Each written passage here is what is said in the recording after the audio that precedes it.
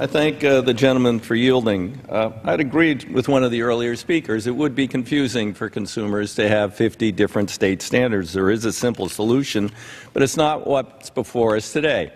A simple, forthright disclosure in plain English, for instance, as this is obtained out of a house vending machine just today, distributed by Mars Chocolate. We're all familiar with M&Ms.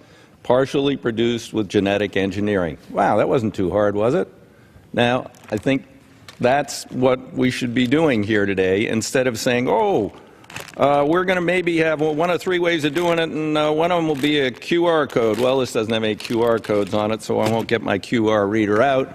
So the average American will be in the grocery store pulling out their iPhone, and they're going to have to hope there's a good cell signal in there, and then, you know, they're going to read that. That's ridiculous.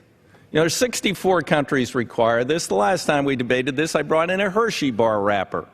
Had a little nice American flag on it. Made in America, contains GMOs. That's the version they sell in 64 other countries. But they can't do it here. They said, can't do it here. It's too expensive. We'll have to change the labels. Well, M&M's just changed the labels, and now with what you're doing today, I guess they'll probably change it back and take off the words that say partially produced with genetic engineering, because they won't have to do that anymore. This is not about passing judgment on the safety or the science behind genetic engineering.